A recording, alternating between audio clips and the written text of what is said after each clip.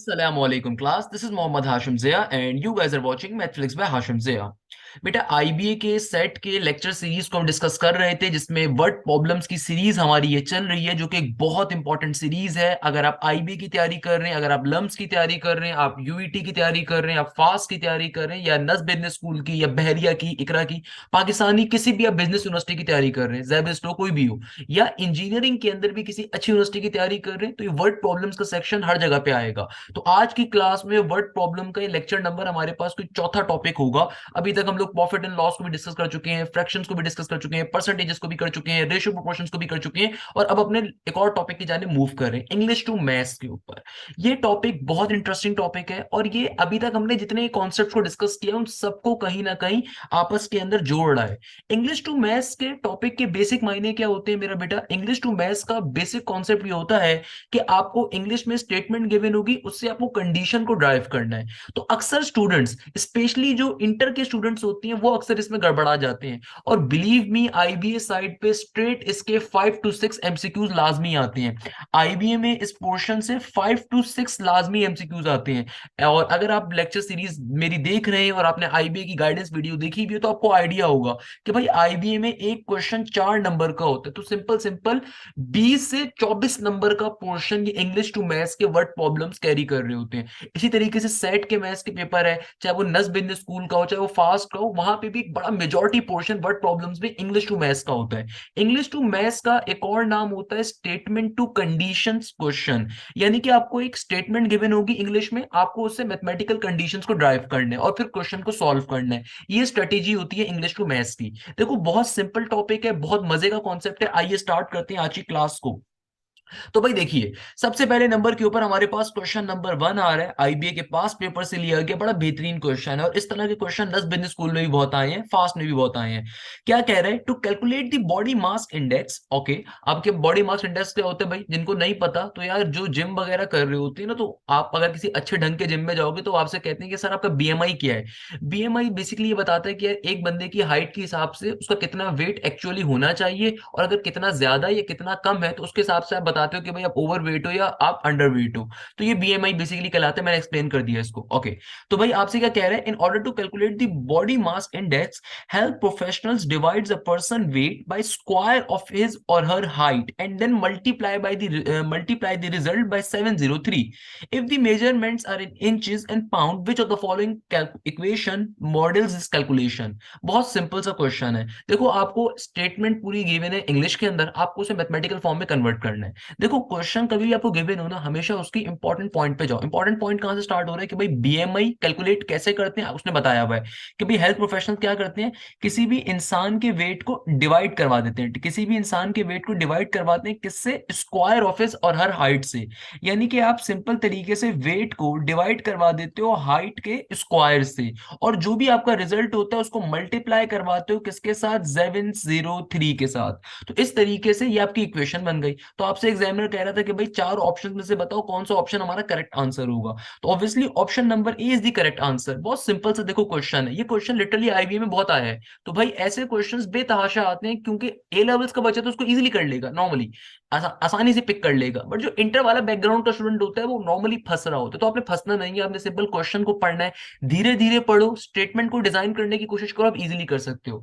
इसी तरीके से देखो क्वेश्चन नंबर 2 क्या कह रहा है। Question number 2 is also very important question. Next question पे मूव करेंगे। नेक्स्ट क्वेश्चन हमारे पास नस बिजनेस स्कूल से लिया गया है, और फास्ट के पेपर्स में भी आपको दिखेगा, और आईबी में भी आया हुआ ये क्वेश्चन, सेट के अंदर बैलेंस की किताब में भी आपको दिख जाएगा। क्या कह रहा है? कहता है a farm in the Kansas both raises cows and grows the wheat. Okay, यानी कि गाय भी वो रेस कर रहे हैं और आटा भी बना रहे हैं। The farmer calculated in each month he can make $1,500 पर एकड़, okay, used for grazing his cows, and $1,200 per acre used for growing wheat. He can allow his cows to graze from the March until October, but can only grow wheat from April until August. If he allowed C acres for his cows and W acres for his wheat, then which of the following represent the perfect condition? देखो बहुत simple सी चीज है, बहुत मजे का concept है, आपने खाली थोड़ा सा कॉन्सेप्ट को समझना है, एग्जामिनर ने कहा हुआ क्या है। आपसे एग्जामिनर ने इतना बड़ा क्वेश्चन दे दिया, अब जो इंटरमीडिएट बैकग्राउंड का स्टूडेंट होता है और बहुत सारे ए लेवल्स बैकग्राउंड के भी, वो सबसे पहले तो इतना बड़ा सा जो वर्ड प्रॉब्लम होता है ना, इसको देख के बेहोश हो जाती है आधी अवाम कि सर ये तो इतना मुश्किल पेपर के अंदर आ गया। हालांकि बिलीव मी, आईबी का question just piece of a cake है अगर आप उसको तरीके से लेके चलोगे। सिंपल सा वर्ड प्रॉब्लम है, आपने खाली फिगर आउट करना है, विद इन सेकंड आप इसका आंसर निकाल सकते हो। अब आप सोच रहे होंगे सर कैसे विद इन सेकंड्स? नहीं देखो, आपसे सिंपल सी बात की जा रही है यार, एक खेत है, एक फॉर्म है, कैनस के अंदर कह लो, पंजाब में कह लो, कहीं पे भी कह लो, लालू खेत में कह लो। कहता है कि भाई जो कॉज और वीट को बना रहा है, यानी कि वो कॉज को सिंपल तरीके से गाहों को, गाय जो होती है उसको चरवाते हैं, और जो आपके पास वीट होता है आटा उसको उगा रहे हैं, सही है ना? तो मेरे पास दो क्वांटिटीज गिवन है, यानी कि एक क्वांटिटी है काउस और दूसरी क्वांटिटी क्या है? ऑब्वियसली वीट, है ना भाई? दो क्वांटिटीज हमें सिंपल तरीके से एग्जामिनर ने दी हुई है। आगे एग्जामिनर क्या कह रहा है? Farmer calculate that in each month he can make $1500 पर एकड़, यानी कि हर महीने वो पर एकड़ $1500 कमा रहा है अपनी कॉस्ट के जरिए। यानी कि जो गाय हैं उनको ग्रेस करवाने पे, उनको चढ़वाने के ऊपर, उनको पालने के ऊपर जो पैसे कमा रहा है, वो कितने कमा सकता है? $1500। ओके, तो कॉस्ट कितने पैसे कमा के दे रही है इस फार्मर को? $1500 per month. Okay, no problem. आगे क्या कह रहा है? एंड $1200 पर एकड़ use for growing the wheat, और कह रहा है वो आटा बनाने से कितने पैसे कमा सकता है हर महीने के? $1200 पर एकड़ के। ओके, अब जरा क्वेश्चन समझिएगा। आगे कहता है he can allow his cows to graze from March until October. अब एग्जामिनर ने आपको एक कंडीशन दे दी कि भाई जो ये गाय है ना, ये खाली जो चरती हैं, ये जो जो आपके पास हरियाली के साल होते हैं, हरियाली के दिन होते हैं, यानी कि आपने सुना होगा ना ऑटम समर, जब आपके पास हरे भरे खेत होते हैं, तो उस वक्त आपके पास खाली मैक्सिमम के ऊपर प्रॉफिट मिल रहा है। यानी कि he can allow his cows to graze from March until October, यानी कि मार्च से लेके अक्टूबर तक ये कॉज जो होती हैं, गाय जो होती हैं, ये मैक्सिमम प्रोडक्शन या मैक्सिमम आपको प्रॉफिट देती है। ये आपको ये 1500 एकड़ पर मंथ का प्रॉफिट दे रही होती है सिर्फ मार्च से अक्टूबर के दरमियान। सिंपल सी बात कर रहा है। तो मार्च से अक्टूबर कितने महीने बनते हैं? मार्च, अप्रैल, मई, जून, जुलाई, अगस्त, सितंबर, अक्टूबर, 8 महीने बनते हैं। यानी कि ये जो आपको $1500 पर महीने मिल रहे हैं, कितने महीने की कमाई है? 8 महीनों की। कैसे 8 महीनों की? देखो एग्जामिनर ने कहा है कि ये जो गाय हैं, ये आपको ही कैन अलाउ हिज कॉज, यानी कि ये जो गाय होती है, ये सिर्फ और सिर्फ वो बंदा कब अलाउ करता है कि वो फले बड़े और दूध वगैरह दें, जो जो भी उसका प्रॉफिट मार्जिन है वो किसमें होता है? मार्च से लेके अक्टूबर के दरमियान। तो मार्च से लेके अक्टूबर तक कितने महीने बन गए? ये 8 महीने बन गए। आगे कह रहा है but can only grow the wheat April until August, यानी कि अप्रैल से लेके अगस्त तक खाली वो आटा उगा सकता है। क्योंकि जाहिर सी बात है ना भाई, नॉर्मल सी बात है, देखो बहुत सारी चीजें एग्जामिनर आपको बताएगा थोड़ी बहुत, तो एक बेसिक अंडरस्टैंडिंग की होती है कि अब लेट सपोज कोई भी फसल है, अब फॉर एग्जाम्पल व्हीट की जो क्रॉप होती है, वो साल में एक स्पेसिफिक टाइम होगा ना तभी खाली उग सकती है। ऐसा तो नहीं होता ना कि आपके घर पे जो आम का फल है या अनार है, वो साल में 12 के 12 महीने बैठा रहेगा। अब कुछ बच्चे बोलेंगे सर मेरे घर पे तो 12 महीने होता है, तो बेटा वो कुछ आर्टिफिशियल भी इंटेलिजेंस के जरिए भी आ रहा होता है, उसको आपने उसके ऊपर नहीं जाना भाई, वो AI production is something different. यहाँ पे हम क्या बात कर रहे हैं? एक नॉर्मल एक साइको क्या होती है कि भाई एक स्पेसिफिक टाइम होगा जब आपके पास गंदम की फसल लगेगी, या वीट की फसल होती है, शुगर की फसल होती है, नॉर्मल टाइम होता है। तो उसने बता दिया कि भाई अप्रैल से लेके अगस्त तक का वो टाइम है। कब से लेके टाइम है? अप्रैल से लेके अगस्त तक का। तो भाई अप्रैल, मई, जून, जुलाई, अगस्त, कितने महीने बन गए? ये 5 महीने बन गए। यानी कि 5 महीने उसको वीट कमा सकता है, वीट उगा सकता है, और उसको सेल आउट करेगा तो 1200 एकड़ पर महीने का उसको मिल रहा है। अब एग्जामिनर क्या कह रहे हैं? एग्जामिनर आगे जो बात कर रहे हैं बड़ी मजे की कह रहे हैं। कहता है if he allot C acres for his cows, if he allot C acres for his cows, यानी कि अगर वो सी एकर्स को एडिशनली अलाउ कर दे अपनी किसको? कॉज को, और W एकर्स अलॉट कर दे किसको? अपने वीट को। तो बताइए विच of the following represent the amount of money he can make in a year? कोई मसले की बात नहीं है। देखो भाई बहुत सिंपल सी बात है। आपको एग्जामिनर ने एक बहुत मजे की कंडीशन दी हुई है। आपसे एग्जामिनर ने कहा कि भाई जो गाय है ना, वो एक महीने का $1500 उसको कमा के दे रही है, मगर उसकी कंडीशन क्या है कि भाई मार्च से खाली अक्टूबर तक वो कमाती है, तो 8 महीने बन गए। और वीट की कंडीशन क्या गिवन है कि भाई वीट जो है ना, ये 1200 आपको डॉलर्स कमा के दे रहे हैं पर मंथ के, पर एकड़ के ऊपर। और इसकी कंडीशन क्या है? अप्रैल से अगस्त तक खाली इनका सीजन होता है। अब एग्जामिनर कह रहा है कि भाई अगर मैं एडिशनली एडिशनली सी एकर्स अलॉट कर दूं कॉज को, और W एकर्स अलॉट कर दूं वीट को, तो बताओ कौन सी इन चारों में से स्टेटमेंट सही होगी? अभी स्टेटमेंट्स को मत देखें, आपको सिंपल कंडीशन बता देता हूं। देखो ये जो काउज हैं, ये काउज पहले कितना कमा रही हैं? पर महीने का कमा रही हैं $1500। ये जो काउज हैं ये एक महीने का कितना कमा रही हैं? $1500। और ये पर एकड़ की आपको गिवन थी, ये पर एकड़ की आपको अमाउंट गिवन है ना मेरा बेटा। तो पर एकड़ के अंदर अब उसने इजाफा कर दिया सी एकड़्स का, यानी कि पहले जितने वो एकड़्स के ऊपर काउस कमाती थी, चलती थी, फलती बूलती थी, अब उसमें सी एकड़्स का इजाफा हो गया। तो आप 1500 को सिंपली सी से मल्टीप्लाई करवा दोगे। और साथ में आपको ये भी मालूम है ये कितने महीनों का काम है? मार्च से लेके अक्टूबर तक का। तो मार्च से लेके अक्टूबर तक कितने महीने बनते हैं? 8 महीने बनते हैं। इसलिए यहाँ पे क्या आ गया? मल्टीप्लाई बाय 8 हो गया। तो आपने इन तीनों क्वांटिटीज को आपस में क्या करवा दिया? मल्टीप्लाई। कैसे मल्टीप्लाई करवाया, क्यों मल्टीप्लाई करवाया? देखो, आपको जो इनिशियली क्वेश्चन में चीजें गिवन थी वो क्या गिवन थी?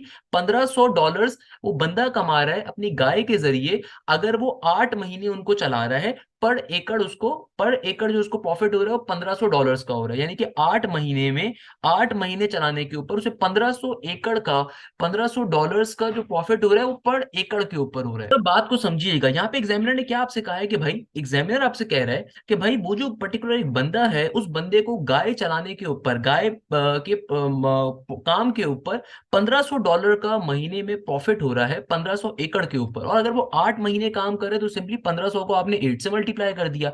अब अगर उसने सी एकड़्स का इजाफा कर दिया, अपने लैंड को एक्सपेंड कर दिया, तो जाहिर सी बात है सी भी मल्टीप्लाई हो जाएगा, तो उतने एकड़ का इजाफा हो गया। इसी तरीके से प्लस के साइन के बाद, प्लस के साइन के बाद अब और से देखिएगा, वो बंदा वीट के कारोबार से, वीट के गंदुम के कारोबार से $1200 पर महीने के कमा रहे हैं पर एकड़ के हिसाब से। और कितने महीने उसका ये काम चलता है? 5 महीने चलता है। और जाहिर सी बात है अगर अब वो अपने काम को एक्सपेंड करे, लैंड को अगर वो एक्सपेंड कर दे, तो कितना लैंड एक्सपेंड हो रहा है वीट का? डब्ल्यू एकड़ के हिसाब से। तो भाई सिंपल तरीके से बहुत बेसिक सी कंडीशन बन गई कि W multiply by 5 multiply by 1200। अगर कोई बच्चा सोच रहा है सर ये तीनों क्यों मल्टीप्लाई हो रहे हैं, तो भाई अक्ल से सोचो कि अगर मैं तुमसे कहता हूं कि यार एक पेंसिल 2 रुपए की है, तो बताओ 10 पेंसिलें कितनों की होंगी? तो आप क्या करते हो? अगर मैं आपसे एक सिंपल सी कंडीशन देता हूं कि यार अगर एक पेंसिल है वो 2 रुपीज आपको कॉस्ट कर रही है, ऑल्दो मुझे भी मालूम है कि यार आज जितनी भी पेंसिल आती है 10 रुपए की आ रही हद से हद। तो अगर एक पेंसिल आपको 10 रुपए की मिल रही है, तो आपको 10 पेंसिल्स कितने की मिलेंगी? 100 रुपीज की, ऑब्वियसली इट्स क्वाइट ऑब्वियस। तो आप क्या करते हो? आप इनिशियल जो भी आपकी पर यूनिट कॉस्ट होती है उसको आप टोटल उससे मल्टीप्लाई करते हो नंबर ऑफ थिंग्स से। तो सेम गोज फॉर ईयर कि भाई यहाँ पे आपको ये जो 1200 रुपए मिल रहे हैं वीट के कारोबार से पर मंथ की, आपको पर एकड़ की गिवन थी। तो ये 5 क्यों मल्टीप्लाई करा? 5 बेसिकली इसका सीजन है जो उसने आपको बताया हुआ एग्जामिनर ने कि भाई अप्रैल से लेके अगस्त तक ये वीट उगाता है, वीट को काम करता है वीट का, है ना भाई। और डब्ल्यू क्या है? डब्ल्यू का मतलब क्या है? डब्ल्यू उतना इजाफा मैं करना चाह रहा हूं क्वांटिटी के अंदर, कि भाई पहले अगर 1200 रुपए मुझे पर एकड़ के ऊपर 5 महीनों का प्रॉफिट मिल रहा था, तो अब अगर मैं इसको डब्ल्यू डब्ल्यू एकड़ का इजाफा कर दूं, मल्टीप्लाई डब्ल्यू करना पड़ेगा। तो ऑब्वियसली कौन सी कंडीशन सही होगी? Option number C is the correct answer. तो हमारे पास इसलिए ये पर्टिकुलर स्टेटमेंट ट्रू हो रही है। तो बहुत सिंपल सी देखो चीज है, मैंने बहुत डिटेल में क्वेश्चन समझाया, इतना डिटेल में जाना नहीं चाहिए था, बट मैंने आपको एक एक चीज क्लियर कर दी अब इस क्वेश्चन में, इंशाल्लाह आप सबको क्लियर होगी बात। अब देखो भाई क्वेश्चन नंबर 3। अगेन देखो बहुत सिंपल क्वेश्चन है, बेसिक इंग्लिश टू मैथ्स से क्वेश्चन है, आपने खाली गो विद द फ्लो करना है। क्वेश्चन को पढ़ो, समझो, 2 से 3 दफा देखो, फिर स्टेटमेंट बनाने की कोशिश करो तोड़ तोड़ के। देखो आगे एग्जामिनर क्या कह रहा है, अगेन वेरी इंपॉर्टेंट क्वेश्चन, ये तो भाई लम्स में भी बहुत आया हुआ है, सेट के पेपर्स में बहुत आपको दिखेगा। अब देखिए हमारे पास नेक्स्ट क्वेश्चन क्या आ रहा है, question number 3, it's a very important question. क्या कहता है? कहता है Chicago cabs charge $3.25 for flagpole calling the cab off the street and the first one by 9 miles of a trip. Each additional mile is $1.80. It is customary to tip the driver 15% of the total. Which expression gives the amount you will pay for the trip of m miles? Very important question, एक ऐसा question जो GMAT के papers में ही बहुत आया हुआ है, IBA के पेपर्स में बेतहाशा आया हुआ है, आपको नस्ट के पेपर्स में, फास्ट के पेपर्स में बहुत दिखेगा, इनफैक्ट सेट की, बैरन्स की किताब में सिमिलर क्वेश्चन मौजूद है। देखो इस क्वेश्चन का कॉन्सेप्ट क्या है, बेसिकली अफसोस का मुकाम ये कि पाकिस्तान में तो हम ये स्टैंडर्ड फॉलो नहीं करते अपनी टैक्सी ड्राइवर्स के लिए, बट दुनिया भर के अंदर ये स्टैंडर्ड फॉलो होता है कि भाई वहां पे एक सर्टेन चार्जेस होते हैं हर माइल के हिसाब से, देन वो चेंज हो रही होती है। यहाँ पे जो हमारे रिक्शे वाले भैया होते हैं या जो आपके करीम वाले भैया होते हैं, वो अक्सर पेशतर अपनी मर्जी का एक फेयर सेट कर देते हैं और आपको फिर उसी फेयर के ऊपर मूवमेंट करनी होती है। अब ये बड़ी परफेक्ट एग्जांपल है शिकागो कैब सर्विस की। वो क्या कह रहा है आपसे, देखो आपसे कह रहा है कि शिकागो कैब सर्विस जो है ना, ये $3.25 चार्ज कर रही है। किस चीज के चार्ज कर रही है? ये चार्ज कर रही है फ्लैग पुल के। Calling the cab of the street and the first 1 by 9 miles of your trip. यानी कि इसको मैं आसान भाषा में क्लियर कर देता हूं। अक्सर बच्चे ऐसे क्वेश्चन को चॉइस पे छोड़ देते हैं, वो बोलते हैं भाई ये क्वेश्चन समझ में नहीं आ रहा, आगे बढ़ जाओ। हालांकि सबसे आसान क्वेश्चन है, 1 लाइन आंसर होती है, विद इन सेकंड इसका आंसर निकाल सकते हो। कैसे? कह रहे हैं कि भाई देखो वो जो शिकागो की कैब सर्विस है ना, $3.25 चार्ज कर रही है किस चीज के? उसको जब आप कॉल करते हो, फॉर एग्जाम्पल आप करीम वगैरह को, उबर वगैरह को, रिक्शे वाले भैया को हाथ देके बुलाते हो ना, तो वैसे जब आप कॉल कर रहे हो ना उस कैब सर्विस को, तो कैब सर्विस आपसे $3.25 चार्ज करेगी उसे कॉल करने के, और उसके अंदर स्टार्टिंग के जो 1/9 माइल्स हैं, यानी कि 1/9 माइल्स वो भी उस ट्रिप में शामिल है। सर इसका मतलब क्या हुआ? देखो इसका मतलब बहुत सिंपल है, इसका मतलब ये हुआ कि भाई ये जो $3.25 है ना, इसके अंदर आपके ना सिर्फ उस कैब वाले अंकल को कॉल करने के चार्जेस शामिल है, फ्लैग पुल करने के, बल्कि साथ साथ आप जो अगर 1/9 विद इन दी आप 1/9 माइल्स ट्रेवल करना चाहते हो, तो वो भी इसी $3.25 के अंदर ये रकम शामिल होगी। फॉर एग्जाम्पल इसकी आसान सी मिसाल दे देता हूँ। लेट सपोज मैं कराची एयरपोर्ट के पास रहता हूँ, मुझे फॉर एग्जाम्पल जाना है पीसी होटल, तो जो रास्ता है ना वो रास्ता लेट सपोज 22 किलोमीटर्स का है। इसमें क्वेश्चन में माइल्स में बात हुई, मैं किलोमीटर आपको बता देता हूँ। लेट सपोज एयरपोर्ट से पीसी होटल के दरमियान फासला कितना है, 22 किलोमीटर्स का। अब मैं जिस टैक्सी सर्विस को कॉल करना चाह रहा हूँ उसकी फॉर एग्जाम्पल कंडीशन है कि भाई 150 चार्जेस हैं उसको बुक करने के, और उसके अंदर स्टार्टिंग के 2 किलोमीटर्स भी लेट सपोज शामिल होंगे।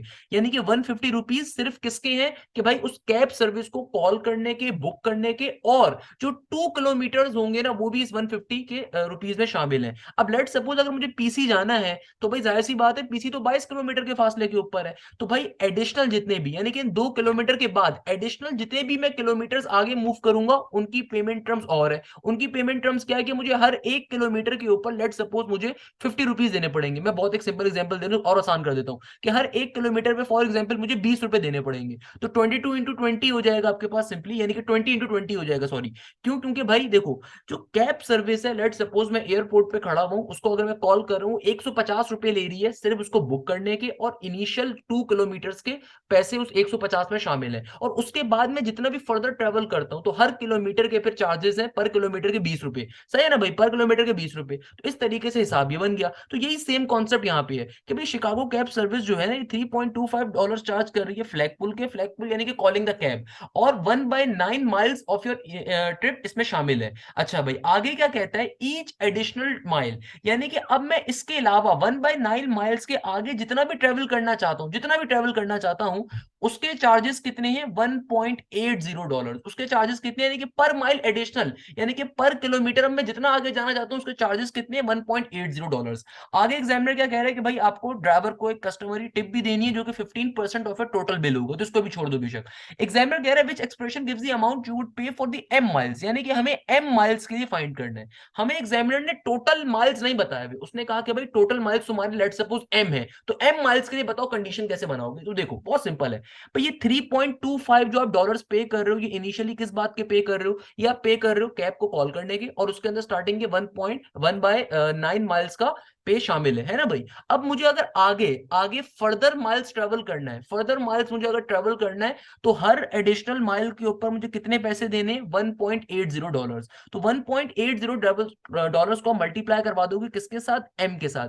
एम क्या है, कितने नंबर ऑफ माइल्स मुझे ट्रेवल करना है, यानी कि लेट सपोज एयरपोर्ट से पीसी होटल सदर कितना फासले के ऊपर है, 22 किलोमीटर के ऊपर, तो एडिशनली मैं कितना ट्रेवल ज्यादा करूंगा, 20 किलोमीटर और ट्रेवल कर रहा हूं मैं आगे, है ना भाई। तो अब देखो असल चीज क्या है यहाँ पे, कॉन्सेप्ट इतना इंपॉर्टेंट क्यों है, क्यों आईबी ने इसको बेतहाशा स्ट्रेट 6-6 साल तक इसको क्वेश्चन को पेपर में दिया, क्या रीजन थी। रीजन ये कि बच्चे को ये बात मालूम होनी चाहिए कि भाई देखो जो $3.25 है, इसमें आपने एक दफा 1/9 माइल्स की कॉस्ट शामिल कर ली है, तो जाहिर सी बात है मैं यहाँ पे इस एम से 1/9 को क्या करवा दूंगा, माइनस करवा दूंगा। तो मेरे पास ओरिजिनल जो मेरा बिल बनेगा वो ये स्टेटमेंट बन रही होगी। ये स्टेटमेंट कैसे आई है इसको दोबारा समझिएगा अगर किसी बच्चे को प्रॉब्लम हो रही है। देखो ये स्टेटमेंट आपको क्या बता रही है, स्टेटमेंट आपसे कह रही है जो कैब सर्विस है वो इनिशियली आपसे $3.25 लेगी, जिसके अंदर आपके पास 1/9 माइल्स के पैसे भी शामिल है, और उस कैब को कॉल करने की पेमेंट भी शामिल है। और फिर जितने भी एडिशनल माइल्स आप ट्रेवल करोगे, जो कि एम माइल्स, लेट सपोज मैं एडिशनल ट्रेवल कर टोटल ट्रेवल कर रहा हूँ, टोटल माइल्स में कितने ट्रेवल कर रहा हूँ, एम माइल्स, जिसकी मैं पे कर रहा हूँ,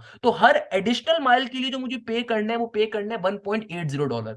अब जो ये टोटल माइल एम है, ये टोटल माइल्स, ये टोटल डिस्टेंस जो मैं कवर कर रहा हूं वो एम है, तो इसके अंदर ऑब्वियसली ये 1/9 को मैं माइनस करवाऊंगा। क्यों माइनस करवाऊंगा, उसके पीछे लॉजिक है, रीजन है। और वो रीजन क्या है कि यार देखो आपने इस 1/9 की स्टार्टिंग के जो 1/9 माइल्स है उसकी कॉस्ट आपने ऑलरेडी $3.25 में पे कर दी है, तो इसलिए आप उसको माइनस करवा दोगे। अब जो एक और कंडीशन यहाँ पे गिवन थी कि भाई आपका जो भी टोटल बिल होगा उसका 15% आपको ड्राइवर को क्या करना है, टिप के तौर पर देना है, यानी कि 15% आपको जो भी आपका टोटल बिल बनता है, तो ये आपके पास आंसर आ गया टोटल बिल का। इसका 15% आपको क्या करना है, ड्राइवर को टिप के तौर पे देना है। तो 15% क्या होता है, 0.15। इसलिए हमारी ये कंडीशन हमारी आंसर के तौर पे आएगी। तो option number C is the correct answer. मैंने कहा है भाई इसके ऑप्शंस को मत देखिएगा, जो ऑप्शन आपको पढ़ाऊंगा ऑब्वियसली करेक्ट है, सही है ना भाई। तो मेरे टाइपिस्ट अक्सर गलतियां कर देता है, तो हमारे पास ऑप्शन करेक्ट कौन सा होगा, option number C will be the correct answer. इस तरीके से हमारा क्या हो जाएगा, फाइनली आंसर आ जाएगा। अब मुझे बताइए इसमें किसी बच्चे को कोई प्रॉब्लम, कोई मसले की बात, कोई परेशानी की बात। बहुत सिंपल सा क्वेश्चन है, देखो बहुत इजीली हमने इस क्वेश्चन को पिक किया है। आप थोड़ा सा इसको ध्यान देंगे, समझेंगे और आप इजीली इसको पिक आउट कर सकते हैं। तो वो बहुत सारे बच्चे जो इतने मुश्किल समझते हैं कि भाई ये वर्ड प्रॉब्लम से क्वेश्चन मुश्किल होते हैं, तो बेटा आईबीए में 6 से 7 क्वेश्चन लाजमी दिए जाएंगे। इसलिए दिए जाएंगे कि एग्जामिनर को पता है कि अक्सर जो बच्चा हो गया आवाम होगी, वो इंग्लिश टू मैथ्स पढ़ के नहीं आएगी, या फिर वो जिन नल्ले कोचिंग सेंटर्स में गए होंगे वहां पे सिर्फ पैसे जाए हुए होंगे। तो आप में टेंशन नहीं लेनी भाई, खुद भी लेक्चर्स लेने, अपने दोस्तों से भी शेयर करने, फ्री ऑफ कॉस्ट सब कुछ अपलोड किया हुआ है सेट मैथ्स की, आईबीए मैथ्स की प्लेलिस्ट के अंदर। अच्छा भाई, अब देखो नेक्स्ट कॉन्सेप्ट क्या है, नेक्स्ट क्वेश्चन क्या है। नेक्स्ट क्वेश्चन हमसे कहता है, a parking garage charges a rate of $8 for the first hour and $B for the each additional hour the car is parked when Jacqueline, Jacqueline कोई माशाल्लाह से खातून है या मर्द है, इनका आइडिया नहीं है मुझे, leaves this parking garage, she is charge $C। और आगे क्या कह रहे हैं, ऊपर लिखा हुआ होगा, in she is charged $C in terms of A, B and C. What is the number of hours for which Jacqueline is charged? अब ये क्वेश्चन भी बहुत ही मजे का इंटरेस्टिंग क्वेश्चन है। देखो इस क्वेश्चन में एग्जामिनर आपसे क्या कह रहे हैं, कहते हैं कि भाई आप पार्किंग गैराज है वो चार्ज कर रहे हैं किस रेट के ऊपर, वो चार्ज कर रहे हैं $8 के रेट के ऊपर। अब parking garage charges at a rate of $8 for the first our, यानी कि बिल्कुल लास्ट क्वेश्चन जैसा कॉन्सेप्ट है कि भाई एक पार्किंग गैराज जो पहले घंटे के लिए, यानी कि पार्किंग गैराज का मतलब कि आप जिस तरह बाहर के मुल्कों में ये कॉन्सेप्ट होता है कि भाई आप रोड पे खड़े होकर अब्बा जान की रोड समझ के गाड़ी नहीं लगा सकते। इंग्लैंड के अंदर या दुनिया के किसी मुल्क के अंदर, इनफैक्ट यूएई के अंदर भी ये कानून मौजूद है कि आप सिंपल रोड पे जो है ना अपनी गाड़ी नहीं लगा सकते, पार्किंग लगाने की उसकी कोई ना कोई कॉस्ट होती है। तो भाई लेट सपोज कोई पार्किंग गैराज है, उसकी कॉस्ट है कि भाई आपको अगर 1 घंटे के लिए गाड़ी खड़ी करनी है तो इनिशियल 1 घंटे की जो कॉस्ट होगी ना वो $8 के बराबर होगी।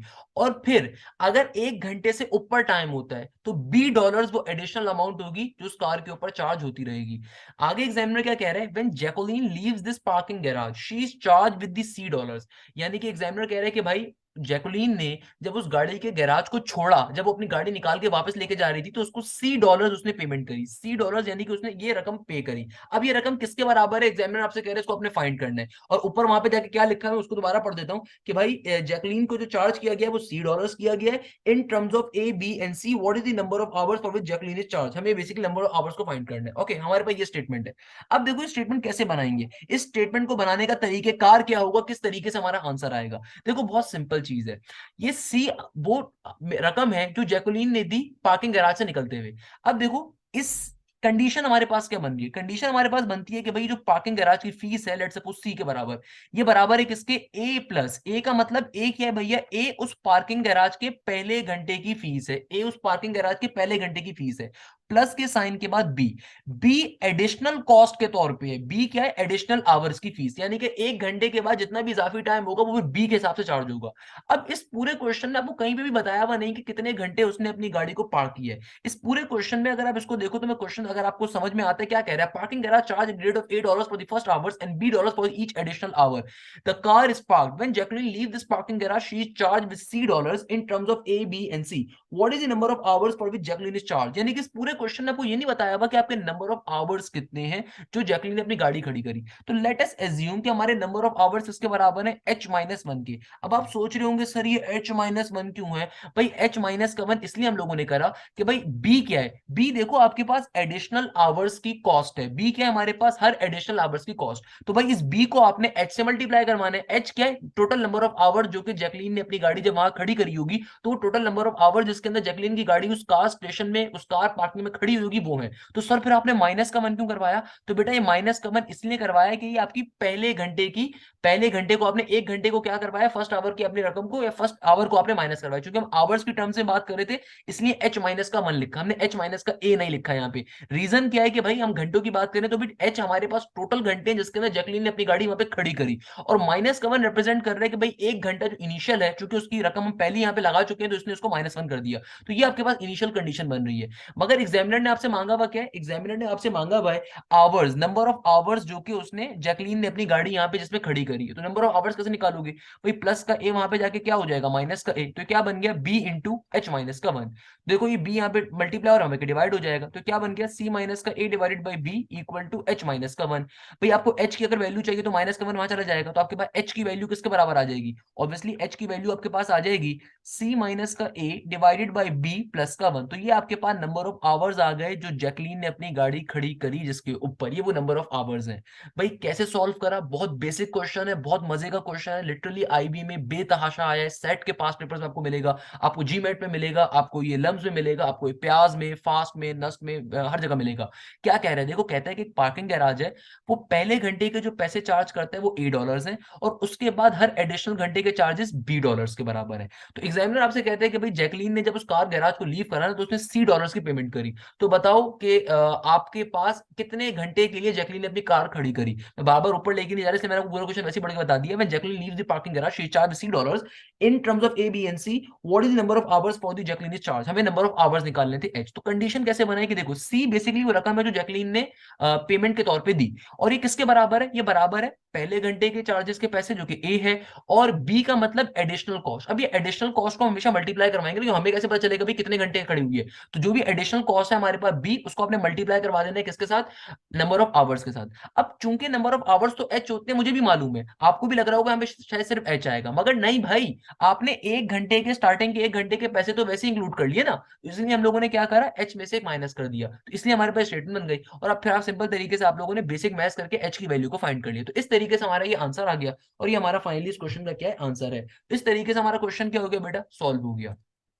नेक्स्ट क्वेश्चन के ऊपर मूव करेंगे। Next question is also very very very very important question. तो भाई देखिए नेक्स्ट क्वेश्चन हमारे पास क्या आ रहा है। Okay now moving to next question. Next question is question number 5। क्या कह रहे हैं बेटा ये क्वेश्चन, ये क्वेश्चन आपसे बहुत सिंपल सी बात कह रहे हैं। कहते हैं the US Olympic team has F members. Okay एक ओलंपिक टीम है यूएस की, उसके पास एफ मेंबर्स हैं, and they will be distributed equally among the G chartered planes on their way in Rio in 2016। Rio Olympics हुए थे I guess Russia के अंदर, तो उसके ऊपर क्वेश्चन आया हुआ है, if the team decided to charter H more planes, how many fewer athletes will ride on each plane। a very basic question, yet important one। देखो भाई एग्जामिनर आपसे क्या कह रहे हैं, एग्जामिनर आपसे बहुत सिंपल सी बात कह रहे हैं, कहते हैं कि भाई यूएस की जो ओलंपिक टीम है ना उसके पास एफ मेंबर्स हैं, यानी कि ये एफ मेंबर्स हैं यूएस ओलंपिक टीम के पास। ओके यानी कि एथलीट्स हैं जो कि उनको लेके जाने हैं आगे पीछे ब्ला ब्ला ब्ला। ओके और ये आगे क्या कह रहे हैं, और ये जो ओलंपिक टीम के जो मेंबर्स हैं ना ये इक्वली डिस्ट्रीब्यूट किए जाएंगे चार्टर्ड प्लेन्स के ऊपर। और आपके पास let's suppose G chartered planes हैं, तो प्लेन्स कितने हैं आपके पास, चार्टर्ड प्लेन आपके पास जी हैं। ओके नो इशू, जी हमारे पास क्या है, चार्टर्ड प्लेन। अब मुझे अगर ये फाइंड करना है कि भैया कितने बंदे कितने प्लेन से बैठ सकते हैं, या एक प्लेन पे कितने बंदे बैठ सकते हैं, ये वाली चीज आप तमाम लोगों को आती है। फॉर एग्जाम्पल अगर मैं आपसे कहूं कि यार मेरे पास 5 टॉफियां हैं, या 5 मेरे पास लेस के पैकेट्स हैं, कोकोमोज हैं फॉर एग्जाम्पल, और मुझे ये 3 लोगों में डिस्ट्रीब्यूट करना है, तो हम कैसे कर सकते हैं भाई, आप सिंपल तरीके से नंबर ऑफ पीपल्स को डिवाइड करवा दोगे, जो भी आपको चीज डिस्ट्रीब्यूट करनी है उसके अंदर। बहुत बेसिक कॉन्सेप्ट है ना मेरा बेटा, सारे लोग इस चीज को जानते हैं। अगर मैं आपसे कहता हूं कि भाई 6 लोग हैं, आपके पास 10 कोकोमोज हैं, और आपको सब में इक्वली डिस्ट्रीब्यूट करना है, तो आप क्या करोगे, आप सिंपली वो जो 10 लोग हैं उनको डिवाइड करवा दोगे किसके साथ, नंबर कोकोमोज के साथ, तो आपको आइडिया हो जाएगा कि भाई हर बंदे के हिस्से में कितनी चीज आएगी। एक बेसिक कॉन्सेप्ट जो बचपन से हम करते हुए आ रहे हैं, सीखते हुए आ रहे हैं, मालूम हम सबको, तो सेम कॉन्सेप्ट इज हियर।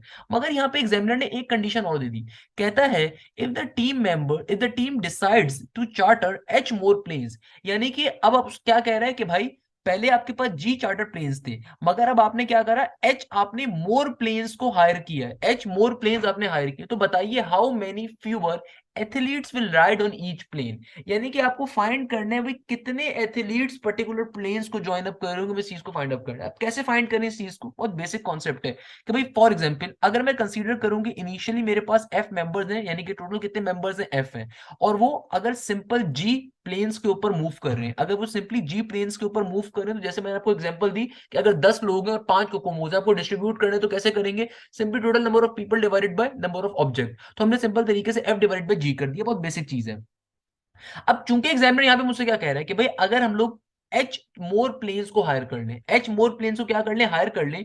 तो अब मुझे बताइए कितने कम एथलीट्स राइड करेंगे ईच प्लेन के ऊपर। तो भाई ये जो मेरे पास कैलकुलेशन आई है, ये तो टोटल के हिसाब से आई है कि टोटल इतने मेंबर्स थे और हमारे पास स्टार्टिंग के अंदर जी प्लेन्स ही मौजूद थे, तो उसके अंदर तो ये कैलकुलेशन आ गई।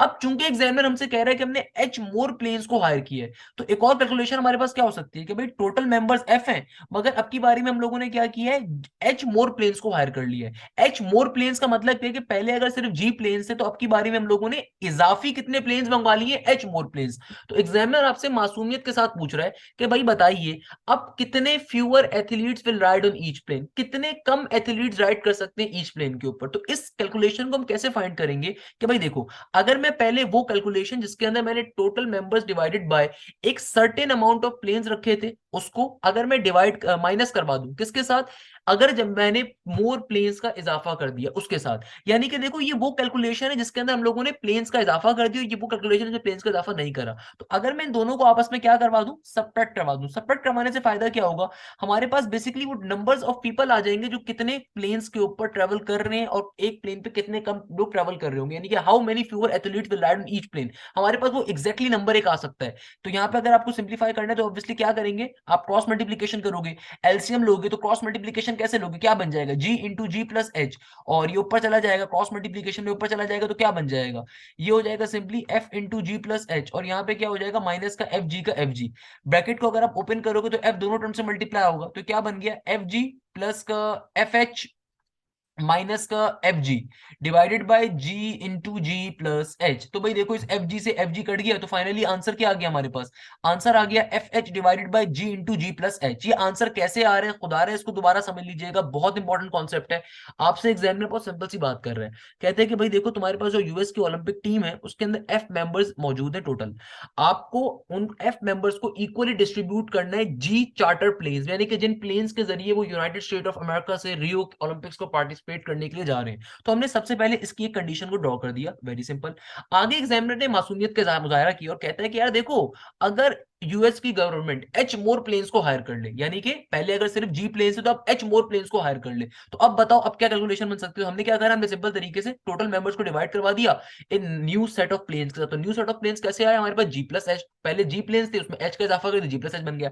मगर एग्जामिनर मांग क्या रहा है हमसे, एग्जामिनर कहता है how many fewer athletes will ride on each plane, यानी कि एग्जामिनर को वो नंबर चाहिए। और वो नंबर कैसे निकालेंगे, कि जाहिर सी बात है आपके पास जो पहले सिर्फ जी प्लेन्स के ऊपर बंदे आ रहे थे उस टोटल अमाउंट को अगर मैं माइनस करवा दूं किससे, अगर मेरे पास ज्यादा प्लेन जो जी प्लस एच प्लेन्स हैं उसके अंदर जो मेरे पास बंदे बैठ पा रहे हैं, अगर इन दोनों को आपस में सेपरेट करवा दूं तो मेरे पास एग्जैक्टली वो नंबर आ जाएगा कि भाई एक बंदा कितने प्लेन्स पे राइड कर सकता है। ये आसान भाषा में how many fewer athletes will ride on each plane, कि एक प्लेन पे कितने बंदे बैठ पा रहे हैं। जैसे मैंने आपसे कहा ना कोकोमो की मिसाल दी, मैंने आपको लेस की मैंने मिसाल दी कि लेट्स सपोज आपके पास 10 कोकोमोज हैं और आपके पास 5 फैमिली मेंबर्स हैं, आपको उनमें वो चीजों को डिवाइड करना है, तो कैसे करोगे कि हर बंदे के पास 2 कोकोमो आएंगे। तो इसी तरीके से हम लोगों ने सेम ये काम करा कि भाई पहले आपने टोटल अमाउंट निकाल ली कि अगर जी चार्टर प्लेन्स के ऊपर वो पर्टिकुलर टीम रियो ओलंपिक्स में पार्टिसिपेट करने के लिए जाए, और फिर हम लोगों ने वो तादाद निकाल ली कि भाई अगर जी प्लस एच प्लेन्स के ऊपर वो आवाम जाए, और आपस में देन इनको सेपरेट करवा दी, तो मेरे पास एग्जैक्टली वो नंबर आ गया कि भाई एक प्लेन पे कितने मुसाफिर सफर कर रहे होंगे।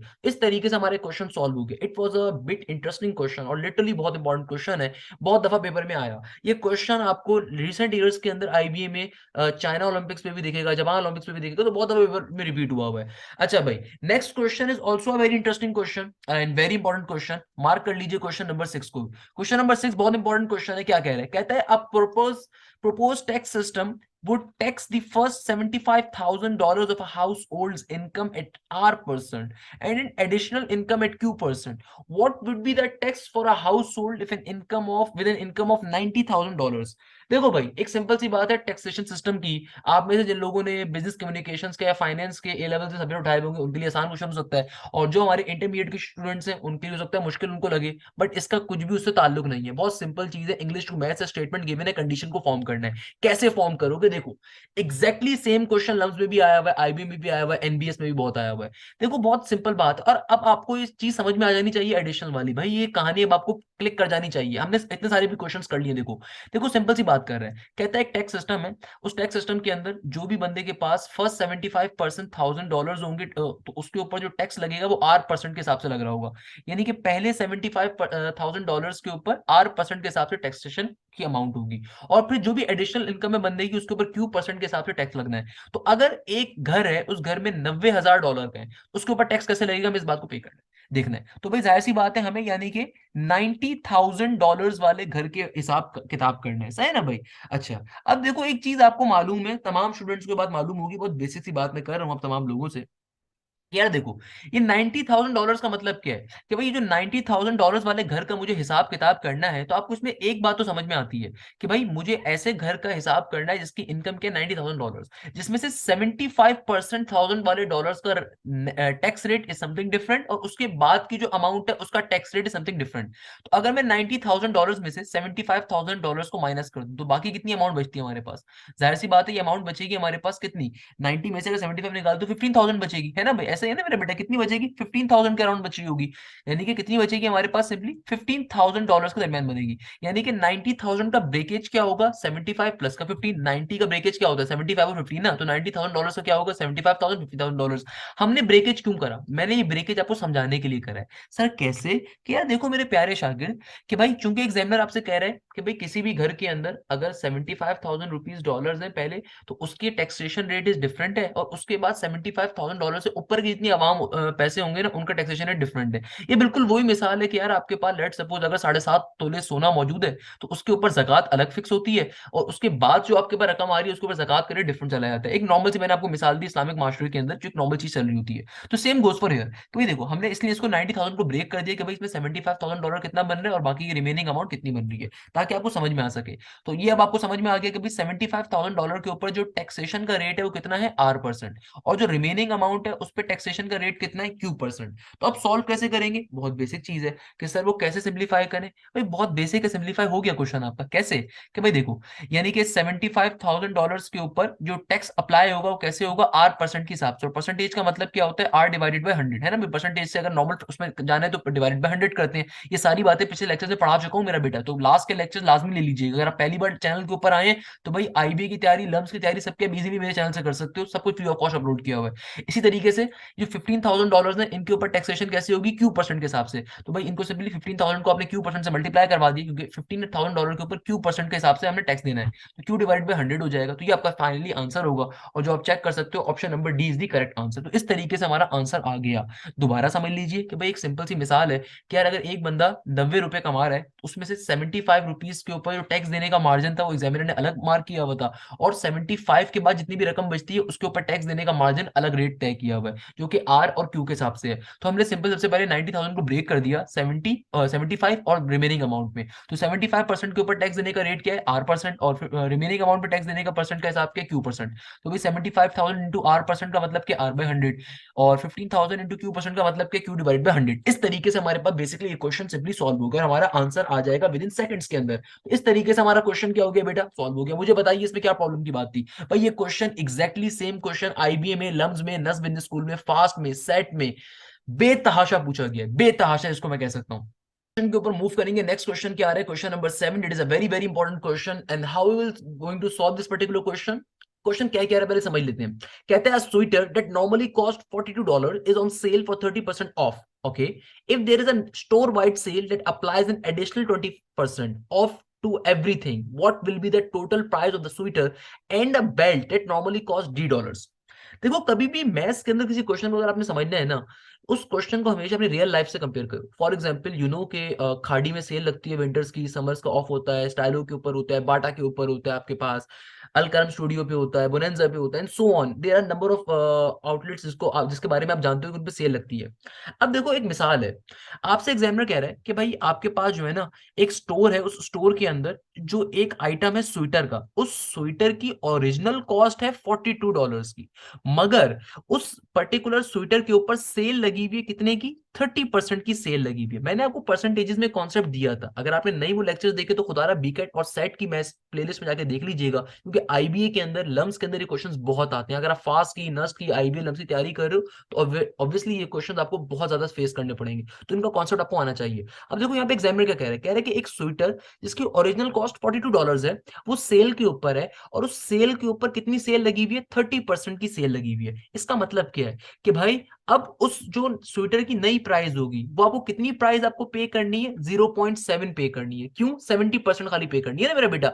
अगर 30% की सेल है तो भाई अगर आप देखते हो जाके अलकरम स्टूडियो के अंदर के एक शलवार कुर्ते के ऊपर 70% सेल लगी हुई है, चलो 45% सेल लगी हुई है, इसका मतलब क्या होता है? इसका मतलब ये होता है कि 45% माफ है, बाकी की 55% की रकम आपको देनी है ना, यही इसका मतलब है ना। इसी तरीके से लेट्स सपोज देखते हो जारास के ब्रांड के ऊपर, कि भाई जारास के ब्रांड के ऊपर जो है ना वो जो एक कुर्ती शर्ट है, वो शर्ट के ऊपर 20% की सेल है, तो इसका मतलब क्या है कि 20 रुपीज देने? नहीं बेटा, 20% सेल का मतलब ये होता है कि आपको 20% अमाउंट नहीं देनी, आपको remaining 80% of the original cost आपको देनी है।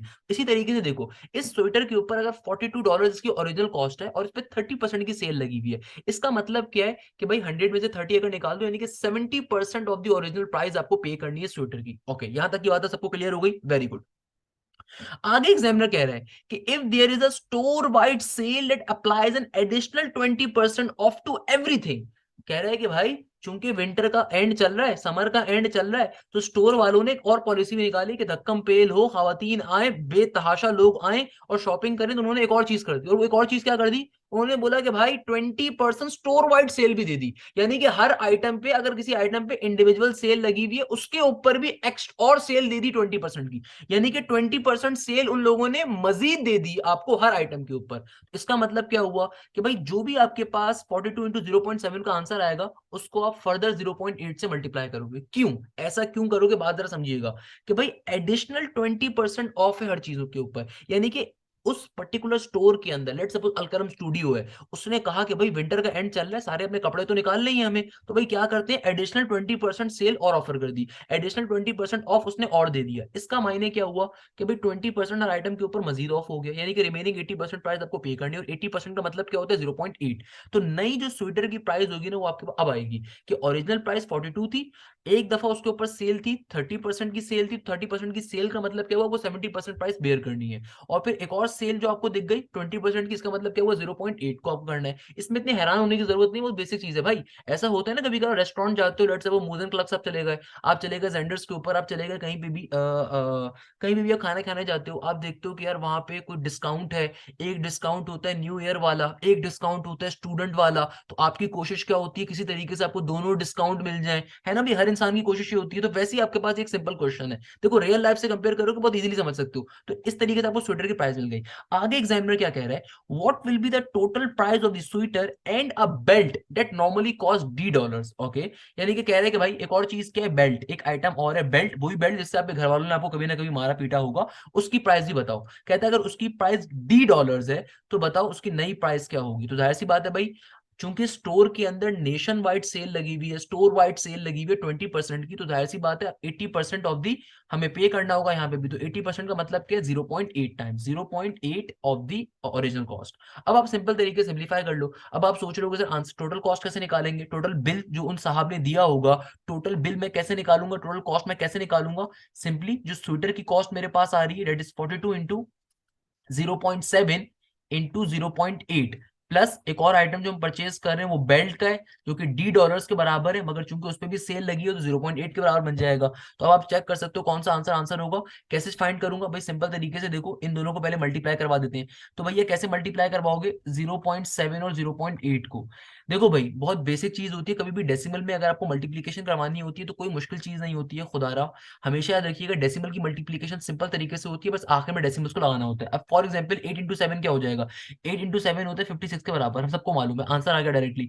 अब देखो डेसिमल कैसे प्लेस करने हैं, आपको जो पहला टर्म गिवन थी, पहला जो नंबर गिवन है, पहला जो आपको ये टर्म गिवन है 0.7, इसमें डेसिमल कितनी प्लेसेस के बाद आ रहा है, एक डिजिट से बाद पहले आ रहा है। इसी तरीके से आपको जो दूसरी टर्म गिवन है इसमें भी डेसिमल कितनी प्लेसेस पहले आ रहा है, एक एक डिजिट पहले आ रहा है, तो ओवरऑल आपके डेसिमल कितनी प्लेसेस पहले आएगा आंसर में? 2 डिजिट, क्योंकि दो बन गए ना आपके पास। ये पहले वाले नंबर के अंदर देखिए आपका डेसिमल एक प्लेस पहले है, दूसरी वाले नंबर में भी आपका डेसिमल एक प्लेस पहले है, तो टोटल कितने नंबर्स बन गए? 2। तो आंसर में आप क्या करोगे, लेफ्ट हैंड साइड से आप, सॉरी राइट हैंड साइड से आप दो नंबर्स के बाद डेसिमल को प्लेस कर दोगे, तो 6 5 यहाँ पे डेसिमल आ जाएगा, तो आंसर क्या आएगा? 0.56। तो 0.7 इंटू 0.8 का मतलब क्या है? 0.56 के बराबर, तो क्या आ जाएगा? 42 इंटू 0.56 ब्रैकेट के अंदर, प्लस का डी एज इट इज, और ब्रैकेट में 0.8 का 0.8। इस तरीके से आपका फाइनली आंसर आ गया इस क्वेश्चन का, जो कि obviously option number B is the correct answer. तो इस तरीके से हमारे पास क्या आ जाएगा, इस क्वेश्चन का फाइनली आंसर आ जाएगा। मुझे बताइए बेटा इस क्वेश्चन में क्या प्रॉब्लम है, क्या मसले की बात है, क्या परेशानी की बात? देखो बेसिक क्वेश्चन है, कह रहा है कि भाई आप एक स्टोर के ऊपर जाके सेल के ऊपर आप दो चीजें परचेस कर रहे हो, एक स्वेटर को परचेस कर रहे हो और एक सिंपल तरीके से आप क्या चीज परचेस कर रहे हो? बेल्ट को। भाई स्वेटर के ऊपर अलग से 30% की सेल लगी हुई थी और एक पूरे स्टोर पे सेल लगी हुई थी 20% की। तो हमने सिंपल काम किया भाई, ओरिजिनल प्राइस को हमने पहले 30% की सेल के ऊपर मल्टीप्लाई करवाया जो 70% होगा, और फिर 20% की सेल पे करवाया जो कि 80% होगा। तो इस तरीके से हमारे पास ये वाली वैल्यू आंसर आ गई। और चूंकि हमने उस स्टोर से स्वेटर भी परचेस किया, बेल्ट भी परचेस किया, तो ऑब्वियसली दोनों का सम करूंगा तो मेरे पास टोटल कॉस्ट आ जाएगी। और बेल्ट की प्राइस क्या थी? $D थी बेल्ट की प्राइस, मगर चूंकि स्टोर के ऊपर सेल लगी हुई थी 20% की, तो ऑब्वियसली आपने सिंपल डी को 0.8 से मल्टीप्लाई कर दिया, तो आपके पास वो अमाउंट आ गई जो आप बेल्ट की पे करोगे। तो किसके बराबर थी? डी इंटू 0.8 की, तो आपके पास सिंपल तरीके से आंसर आ गया इस तरीके से। चलते हैं नेक्स्ट क्वेश्चन के ऊपर। Now moving on the another question, it is a very very important question, question number 8। क्या कह रहे हैं? बहुत दफा ये क्वेश्चन लम्स के पेपर में आया, आईबीए में आया, नस बिंदु स्कूल में आया, फास्ट में आया, हबीब में आया, बेताश इंपॉर्टेंट क्वेश्चन है। क्या कह रहे हैं? कहते हैं full time in state tuition at the university of Illinois is $6,018 per semester. In addition, there are services fees that are not included in tuition of $1,783 per student per semester. If there is an 8% tuition increase, what will be the cost of n semesters of college? अब ये जो question बड़े मजे का है। देखो भाई इस क्वेश्चन में आपसे क्या बात कही जा रही है, आपको यूनिवर्सिटी ऑफ इलिनॉइस के बारे में बताया जा रहा है, एक बड़ी अच्छी यूनिवर्सिटी यूएसए की, to be very honest, because I am also an engineer, और अल्हम्दुलिल्लाह यूनिवर्सिटीज को देखने का बड़ा इत्तेफाक रहता है। तो आपसे क्या कहा जा रहा है भाई? आपसे कहा जा रहा है कि भाई आपके पास जो यूनिवर्सिटी ऑफ इलिनॉइस है ना, इसकी जो ट्यूशन फीस है, इसकी जो ट्यूशन फीस है पर सेमेस्टर की, वो किसके बराबर है? $6,018 पर सेमेस्टर के। ओके, आगे कहता है कि भाई जो एडिशनल चार्जेस हैं, एडिशनल चार्जेस यानी कि जिसमें सर्विसेज फीस हैं जो कि ट्यूशन में शामिल नहीं होती, तो कह रहे हैं जो एडिशनल चार्जेस है ना बेटा, वो एडिशनल चार्जेस आपके पास हैं तकरीबन $1,783 के बराबर, जो कि पर स्टूडेंट को पर सेमेस्टर पे करने। आगे से एग्जामिनर कह रहा है कि अगर 8% हम क्या कर दें? इंक्रीमेंट कर दें। अगर 8% हम क्या कर दें? इंक्रीज कर दें। इस क्वेश्चन को गौर से देखिए, it is a very important question. अगर 8% हम लोग ट्यूशन फीस को इंक्रीज कर दें, तो बताइए cost of N semesters of college के ऊपर क्या फर्क पड़ेगा? Cost of N semesters of the college क्या होगी हमारे पास, यानी कि अब बताइए टोटल सेमेस्टर की कॉस्ट आपको क्या पड़ रही होगी? बहुत सिंपल चीज है, देखो जरा बात को समझिएगा। एग्जामिनर ने आपको ट्यूशन फीस दे दी है, दैट इज 6018 के बराबर, और एडिशनल चार्जेस जो होते हैं वो 1783 के बराबर होते हैं, जिसमें सर्विस चार्जेस होंगे, हो सकता है कि भाई अगर बंदा हॉस्टल वगैरह हो सकता है, किसी भी चीज के चार्जेस होंगे, सर्विसेज वगैरह के, सो ऑन। आगे से एग्जामिनर क्या कह रहा है कि भाई अगर 8% क्या हो रहा है ट्यूशन फीस में इंक्रीज, तो याद रखिएगा हमने इस चीज को परसेंटेज के टॉपिक में डिस्कस किया था। इंक्रीज का मतलब क्या है कि देखो, यानी कि पहले मेरे पास वो जो ट्यूशन फीस थी, मैं कह सकता हूं कि भाई वो अपने फुल स्विंग के ऊपर ट्यूशन फीस को कैप्चर कर रहे थे, मगर अब क्या कर रहे हैं? अब उसके अंदर वो 8% का इजाफा कर रहे हैं। 8% किसके बराबर होता है? 0.08 के। 8% का मतलब क्या? 0.08। तो देखो जरा बात को समझिएगा, इस कॉन्सेप्ट को मैंने आपको पहले ही बताया था कि अगर 8% इंक्रीज हो रही है किसमें? ट्यूशन फीस में, तो इसका मतलब क्या है? इसका मतलब ये कि लेट सपोज मैं ये कंसीडर कर सकता हूं कि भाई ओरिजिनली मेरे पास जो पहले ट्यूशन फीस थी 1% थी, यानी कि वो ओरिजिनली अपने 100 के ऊपर कंसीडर कर रहे थे, 100% यानी कि 1 के ऊपर, 100% के ऊपर वो अपनी पहले ट्यूशन फीस ले रहे थे, मगर अब उन्होंने क्या करा है? 8% का इजाफा करा है। तो ये क्या बन जाएगा? ये आपके पास सिंपली हो जाएगा 1.08। 1.08 ये क्यों हुआ है? क्योंकि मेरा बेटा ये नंबर आप कैसे लेकर आए हो 1.08 का? देखो आपसे एग्जामिनर कह रहा है कि 8% ट्यूशन फीस में इंक्रीज हुआ है, तो लेट अस सपोज ये 8% तो अभी इंक्रीज हुआ है ना, उससे पहले जो ट्यूशन फीस थी, फॉर एग्जाम्पल वो अपने 100% पे पहले ले रहे थे, पहले वो अपने 100% पे ले रहे थे ना ट्यूशन फीस को, तभी वो अपने एंड्स को मैनेज कर पा रहे होंगे यूनिवर्सिटी वाले। अब उन्होंने उसमें 8% अब इजाफा किया है, तो सिंपली आप 1 प्लस 0.08 करोगे तो क्या बन जाएगा? 1.08 बन जाएगा। इस तरीके से आपको न्यू नंबर मिल गया। तो आपके पास सिंपली इसकी कंडीशन क्या बन जाएगी? कंडीशन हमारे पास होगी एन सेमेस्टर्स के लिए, यानी कि N semester number of semesters को मल्टीप्लाई करवा दीजिए। किसके साथ? देखो 1.08 की 1.08 क्या है? जो ट्यूशन फीस में इजाफा हुआ है। किसका इजाफा हुआ है? 8%, 8% of the tuition fees. Tuition fees originally क्या थी? पहले थी 6018, उसका हमारे पास 1.08% इजाफा हो रहा है। प्लस का साइन, प्लस का साइन। और एडिशनल सर्विसेज कितनी थी हमारे पास? एडिशनल जो फीस है वो आपके पास सिंपली वो कांस्टेंट है 1783 के ऊपर। तो ये आपके पास फाइनली इक्वेशन आ जाएगी। इस कंडीशन को दोबारा समझ लीजिए, किसी बच्चे को प्रॉब्लम हो रही है, मैंने परसेंटेज वाले टॉपिक के अंदर ये सारी बातें बहुत डिटेल में पढ़ाई हुई हैं। तो खुदारा खुदारा अगर आप इन लेक्चर सीरीज को ले रहे हैं सेट की, आईबीए की, लम्स के लिए, तो इनको तरीके से आपने फॉलो अप करना है। तो देखो हमने ये कॉन्सेप्ट पढ़ा हुआ है, इसमें कोई मुश्किल चीज नहीं है। एक यूनिवर्सिटी है, उसकी ट्यूशन फीस आपको गिवन थी इसके बराबर, और एडिशनल चार्जेस जो है वो इसके बराबर गिवन है। आपसे एग्जामिनर कह रहा है कि भैया देखो, अगर आपके पास एक यूनिवर्सिटी अपने अब फीस के अंदर क्या कर रही है? 8% इजाफा कर रही है ट्यूशन फीस के अंदर। तो देखो ओरिजिनल ट्यूशन फीस ये थी, उसमें कितना इजाफा हो रहा है? 8% का। तो 8% इजाफे का मतलब क्या है भाई? अगर ओरिजिनली पहले वो 100% के ऊपर ट्यूशन फीस गैदर कर रहे हैं, तो अब उसमें 8% का इजाफा कर रहे हैं, तो क्या बन गया? 108% बन गया। और 108% को अगर सिंपल नंबर में आप क्लैरिफाई करोगे तो क्या हो जाएगा? 0.08 के तकरीबन बराबर के ऊपर हो जाएगा। इस तरीके से आपके पास सिंपली हमारे पास क्या बन गया? 1.08 के बराबर हमारे पास नंबर आ गया, और इंटू 6018। और चूंकि सर्विस फीस तो ऑब्वियसली कांस्टेंट है, तो उससे कोई टर्म मल्टीप्लाई नहीं होगी, ये सिंपल एज इट इज रहेगा। और चूंकि एन सेमेस्टर्स के निकालना, तो ऑब्वियसली ब्रैकेट के बाहर ये एन नंबर ऑफ सेमेस्टर से मल्टीप्लाई हो जाएगी, तो आपको आंसर मिल जाएगा जो भी फाइंड करना था। तो इस तरीके से आपके पास क्वेश्चन सॉल्व हो गया, और हमारे पर्टिकुलर आंसर देखो यहाँ पे इस तरीके से आ रहा है। तो विद इन सेकंड्स के अंदर देखिएगा मेरा बेटा, हमारे पे क्वेश्चन आ गया। हमारा क्वेश्चन क्या हो गया भाई? विद इन सेकंड्स के अंदर सॉल्व हो गया। नेक्स्ट क्वेश्चन के ऊपर मूव करेंगे।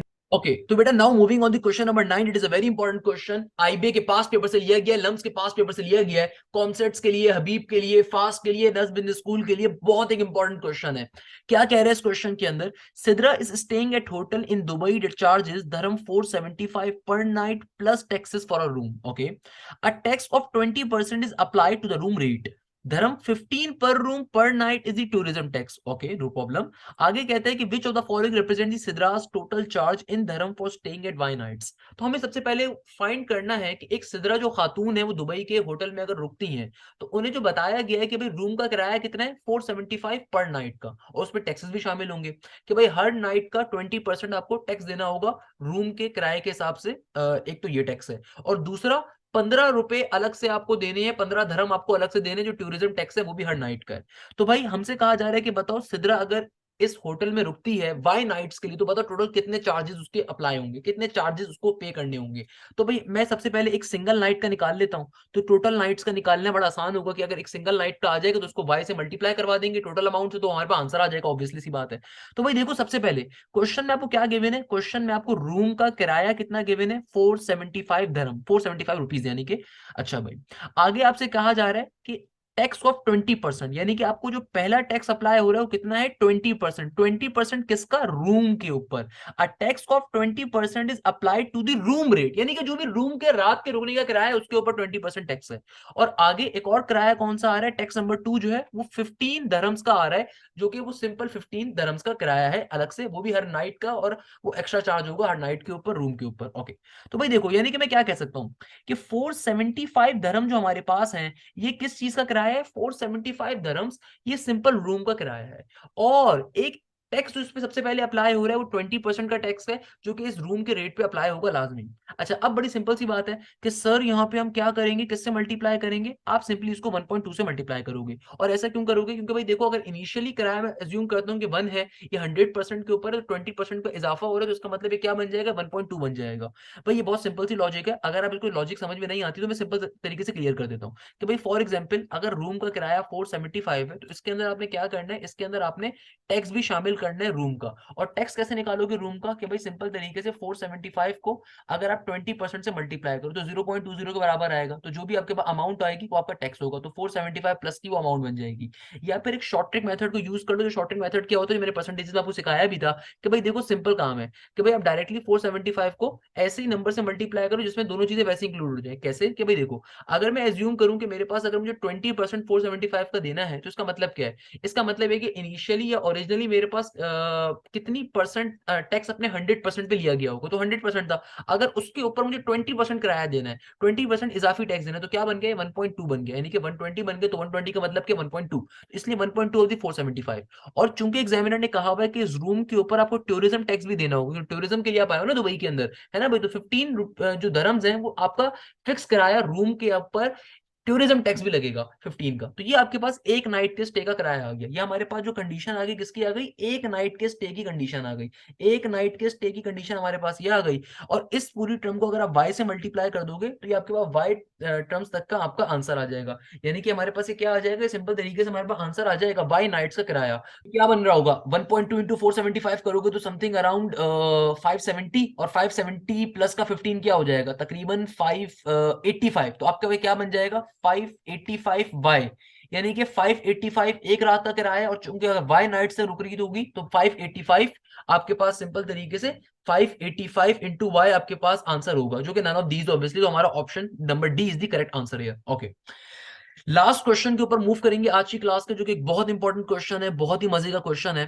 क्या कह रहा है आपसे, अब इस क्वेश्चन को आपने खुदारा खुद से सॉल्व करना है, I will not tell you guys, basic चीज है, आपको तरीकेकार बता दूंगा।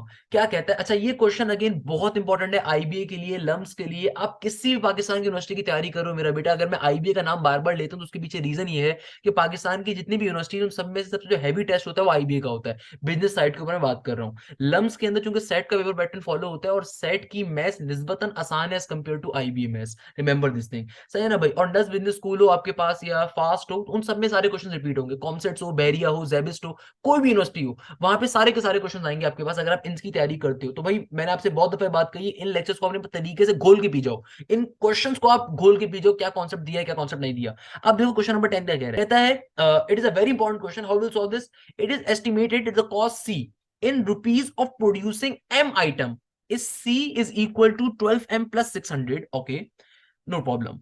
The manufacturer sell each item for 24 rupees. The manufacturer makes a profit when total income from selling a quantity of item is greater than the total cost of producing that quantity of items. Which of the following inequalities give all the possible values for the m which the manufacturer will make the profit? अब देखो examiner ने यहाँ पे बहुत simple सी logical बात करी हुई है कि यार देखो दुनिया में कोई भी जो टेक्स्ट कोई भी जो इंडस्ट्री ओनर होता है ना, प्रॉफिट कब कमाता है, वो प्रॉफिट उस वक्त कमाता है कि भाई अगर वो जिस यूनिट प्राइस के ऊपर चीजों को सेल कर रहा है उससे ज्यादा के ऊपर मार्केट में बिके। फॉर एग्जाम्पल लेट्स सपोज मैं एक सिंपल सी मिसाल देता हूँ, आप रोज आपने डॉन की ब्रेड, जो डॉन की ब्रेड होती है, अब तमाम लोगों ने खाई होगी, देखी भी होगी, खाई सबने होगी इंशाल्लाह। लेट सपोज उसकी प्राइस है 60 रुपीज, तो आपको क्या लगता है कि वो 60 रुपीज की बनती होगी? नहीं। आई होप आप शार्क टैंक वाली जनरेशन से बिलोंग करते हो, आपने शार्क टैंक देखा होगा, आपको इतना तो मालूम होगा कि इनिशियल जो कॉस्ट होती है वो डिफरेंट होती है। यानी कि जो डॉन ब्रेड होगी ना, जब ये बन रही होगी तो बनने की इसकी कॉस्ट होगी लेट सपोज 40 रुपए एक पीस की, और 60 रुपीज में अगर सेल आउट हो रही है तो इसके अंदर फिर ऑब्वियसली डिस्ट्रीब्यूशन का मार्जिन भी होता है, इसके अंदर लॉजिस्टिक का भी मार्जिन होता है, इसके अंदर देन जो शॉपकीपर होता है उसके भी 2-3 रुपए 5 रुपए होते हैं, और फिर जो पैसे बच जाते हैं वो पैसे फाइनली होते हैं वो जो ओनर होता है उसके पास जाते हैं, जो कि ऑब्वियसली छोटी क्वांटिटी होती है, मगर चूंकि वो लाखों की तादाद में एक दिन में बेचते हैं तो ऑब्वियसली करोड़ों का प्रॉफिट फिर होता है। कहने का मकसद ये है कि भाई दुनिया में प्रॉफिट कब कमाया जाता है, कब कोई भी मैन्युफैक्चरर जो होता है ऑब्वियसली वो उस वक्त पैसे कमाएगा ना अगर उसकी यूनिट कॉस्ट जो लेट सपोज 40 आ रही है और उसकी अगर बेचने की कॉस्ट सेलिंग कॉस्ट 60 है, तो अगर सेलिंग कॉस्ट ज्यादा होगी as compared to unit cost तभी वो पैसे कमाएगा। ये बहुत एक मासूम सा कॉन्सेप्ट है जो मैंने आपको अलग से दे दिया, बट आई होप कि आप सारे लोग शार्क टैंक वैसे ही देखते होगे तो आपको वैसी ही बात मालूम होगी। सर मैंने फिर भी बता दिया, किसी बच्चे को नहीं मालूम था। अब देखो एग्जामिनर क्या कह रहा है, एग्जामिनर कहता है कि भाई देखो तुम्हारे पास जो कॉस्ट है वो सी है, और कोई भी आइटम जो आप एम परचेज प्रोड्यूस कर रहे हो उसको बनाने के अंदर उसने एक रिलेशन हमें दे दिया कि भाई देखो सी जो है ना, ये तुम्हारे पास जो सी है ये बराबर है किसके। एग्जामिनर कहता है कि भैया देखो तुम्हारे पास जो सी है ना ये बराबर है 15m प्लस के 600 के। यानी कि तुम जो अपने कोई भी आइटम प्रोड्यूस कर रहे हो एम आइटम्स, तो उनको बनाने की जो कॉस्ट आती है वो इस तरीके से आती है, C is equal to 15m plus का 600। देखो यहां तक की जो बात एग्जामिनर ने करी बहुत सिंपल सी करी है, यानी कि एग्जामिनर कह रहे हैं कि भाई वो जो मैन्युफैक्चरर है उसको एक आइटम प्रोड्यूस करने के अंदर जो कॉस्ट आती है वो ये आती है। यानी कि लेट सपोज डॉन की जो ब्रेड है ना, डॉन की ब्रेड बनाने के अंदर जो कॉस्ट वो बेयर कर रहे हैं, कॉस्ट जो उसको आ रही है ब्रेड बनाने के लिए, जाहिर सी बात है ना, ऐसा तो नहीं है कि सुबह उठता होगा ब्रेड खुद ब खुद बन जाती होगी, बनाने में भी कोई चीज तो कॉस्ट उसे आती होगी ना, तो कॉस्ट लेट सपोज ये आ रही है, और जिस प्राइस पे वो सेल कर रहा है वो कितनी है, ₹24 की, यानी कि उस मैन्युफैक्चरिंग की सेलिंग प्राइस क्या है, सेलिंग प्राइस क्या है उसकी ₹24, यानी कि जिस प्राइस के ऊपर वो मैन्युफैक्चरर सेल करता है एक आइटम को, एक आइटम को कितनी है 24, तो हमने क्या कर दिया 24 इंटू एम लिख दिया यहाँ पे, क्योंकि जाहिर सी बात है एम नंबर ऑफ आइटम्स को बेच रहा होगा ना, एम नंबर ऑफ आइटम्स को सेल आउट कर रहा है, तो हमने क्या कह दिया कि भाई सेलिंग प्राइस इसके बराबर है 24 इंटू एम के। अब मुझे एक इनइक्वालिटी डिजाइन करनी है ऐसी जो कि इस तमाम चीजों को समूह ले अपने अंदर, कैसे, आगे देखो एग्जामिनर क्या कह रहा है, कि भाई the manufacturer makes a profit in total income from a selling quantity, यानी कि मैन्युफैक्चरर उस तक प्रॉफिट कमाता है जब सेलिंग की कॉस्ट ज्यादा हो, किससे ज्यादा हो, आपके पास टोटल कॉस्ट ऑफ प्रोड्यूसिंग, यानी कि अगर सेलिंग की कॉस्ट ज्यादा होगी प्रोड्यूसिंग से तभी ऑब्वियसली मैन्युफैक्चरर पैसे कमाएगा, ये बात सबको मालूम है। तो कहता है विच of the following gives all the possible values of the inequalities. अच्छा अब देखो यहाँ पे चार आंसर है, वैसे मैं इसका आपको डायरेक्टली एक आंसर भी बता सकता हूँ तरीके से, भाई बहुत बेसिक कॉन्सेप्ट है, आपको उस चीज के ऊपर जाना है जिसके ऊपर आपके पास क्या हो, ग्रेटर देन, आपके पास ग्रेटर देन सेलिंग कॉस्ट जहां पे आपको मिल रही हो। देख लो ग्रेटर देन सेलिंग कॉस्ट आपको इन चारों ऑप्शन में किस पे मिल रही है, खाली ऑप्शन ए और ऑप्शन बी पे आपको ग्रेटर देन की साइंस दिख रहे हैं, इसका मतलब ये ऑप्शंस करेक्ट हो सकते हैं। बट अगेन मैं इसको आपको लॉजिकली भी सॉल्व करवा देता हूँ, लॉजिकली कैसे सॉल्व करते हैं, कि लेट सपोज मैं एज्यूम करता हूँ यहाँ पे मेरे पास 24M है, 24M क्या है, ये मैन्युफैक्चर के जो वो बेच रहा है ना, बेच रहा है, जो बेच वो मार्केट को जो सेल आउट कर रहा है उसकी जो प्राइस उसको पड़ रही है 24 पर आइटम पड़ रही है इंटू एम, यानी कि पर आइटम ₹24 पर आइटम, और एम का मतलब जितने नंबर ऑफ पीसेस वो सेल आउट कर रहा है। और सी क्या है हमारे पास, सी वो बेसिकली रकम है जो उसको बनाने में सर्व हो रही है। तो जाहिर सी बात है हम ये एज्यूम कर लेते हैं कि प्रॉफिट कमाने के लिए, हम ये एज्यूम करते हैं कि प्रॉफिट कमाने के लिए जो सेलिंग प्राइस होगी, ऑब्वियसली सी बात है एग्जामिनर ने यहाँ पे लिख के भी दिया है वो ज्यादा होती है किससे, जो भी उसकी मैन्युफैक्चरिंग कॉस्ट होगी, यानी कि selling cost is always greater than the manufacturing cost, ये बहुत नॉर्मल सी बात है, हमने इसको इस तरीके एज्यूम कर लिया। देखिए हम लोगों ने सिंपल तरीके से क्या करना है, एम वाली टर्म्स को एक तरफ शिफ्ट कर देते हैं, तो क्या बन जाएगा 24M प्लस का 15 इस तरफ जाएगा, तो माइनस का 15, ग्रेटर देन और 600 का 600, सही है ना भाई। अच्छा भाई 24 में से अगर 15M को माइनस करवा दीजिए तो क्या बन गया, ये हो जाएगा ऑब्वियसली 9M, ग्रेटर देन और 600 का 600। देखो 9 यहाँ पे मल्टीप्लाई हो रहा है 600 से, क्या हो जाएगा, डिवाइड हो जाएगा, तो 600 डिवाइडेड बाय 9 किसके बराबर होगा भैया, देखो 9 के टेबल में 60 आता है, नहीं आता, कौन सा उससे पहले का नंबर हो सकता है जो आएगा, obviously 6 9 that is around 54 something, तो ये आपके पास अराउंड आपके पास ये आ गया 6, सॉरी 9 6 दैट इज 54 के समथिंग, सही है, नहीं वो आ गया। कैरी के ऊपर जाओगे तो इस तरीके से आपके पास तकरीबन जो आंसर होगा वो 66.7 के बराबर होगा। कैसे, आप सॉल्व कर लीजिए मेरा बेटा, कोई मसले की बात है, आप तरीके से सॉल्व कर लो, 600 अंदर रखो, 9 को बाहर रखो। 9 के टेबल में 60 से पहले का कौन सा ऐसा नंबर है जो आता है, ऑब्वियसली सी बात है भैया 6 होता है ना भाई, 9 के टेबल में 6 के ऊपर आपको क्या मिलेगा, 54 के करीब का नंबर मिल रहा होगा, तो क्या आ गया 54 आ गया यहाँ पे।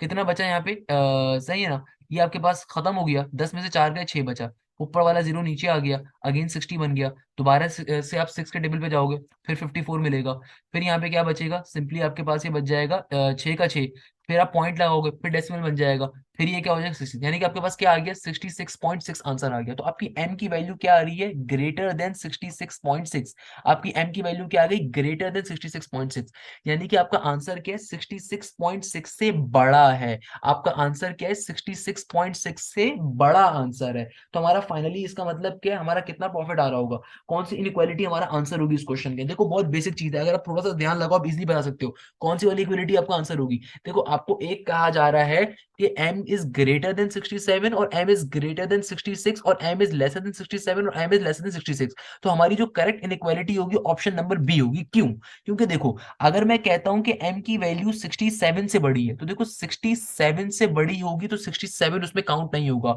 खुदारा इनइक्वालिटी का लेक्चर ले लीजिएगा, मैंने बहुत डिटेल में गाइड करा हुआ है। देखो एक सिंबल होता है ये और एक सिंबल होता है ये, इस सिंबल का मतलब ये होता है ग्रेटर देन, इसके अंदर आप सिर्फ उस नंबर से बड़ी वैल्यू अज्यूम करते हो, यानी कि m की वैल्यू ग्रेटर देन 67 से इसका मतलब क्या होगा 68 69 70, 67 उसमें काउंट नहीं होगा।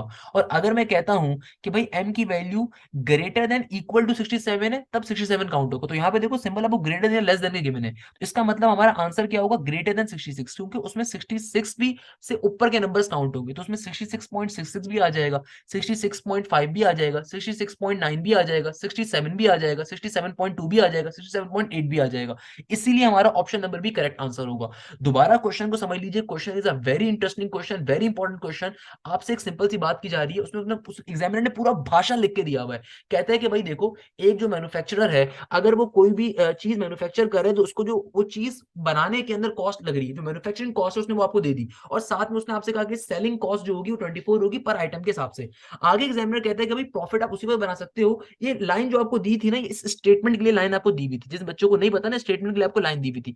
क्या स्टेटमेंट के लिए लाइन दी हुई थी कि भाई क्या कहता है, the manufacture makes a profit when the total selling price is greater than the obviously costing price. यानी कि जो अगर सेल करने की प्राइस ज्यादा होगी as compared to the manufacturing price, तभी तो प्रॉफिट कमाएगा। बहुत नॉर्मल सी बात है ना मेरा बेटा। अगर तो फॉर एग्जाम्पल मैं एक पेन बनाता हूँ, और वो पेन मैं 20 रुपए का बनाता हूँ और सेल में अगर 5 रुपए का कर दूं, तो ऑब्वियसली मैं तो भाई घाटे का सौदा कर रहा हूँ ना, मैं धंधा थोड़ी हुआ। वो धंधा भी सिंपल तरीके से सिंप्लीफाई करा, सिंप्लीफाई करने के ऊपर हमने एम की वैल्यू को इजीली फाइंड कर लिया, जो इनइक्वालिटी के फॉर्म में आ रहा था। और हमारे पास एम था क्या, बेसिकली वो प्रॉफिट था जिसके ऊपर हम लोग काम कर रहे थे, जिसके ऊपर हम आइटम को प्रोड्यूस कर रहे थे। इनफैक्ट हम एक आइटम कितने ऊपर सेल आउट कर रहे हैं, कितने ऊपर हम लोग बेच रहे हैं, कितना प्रॉफिट मैं कमा रहा हूँ, तो वो बेसिकली हमारे पास एम था, तो उसको हमने इजीली यहाँ पे फाइंड आउट कर लिया।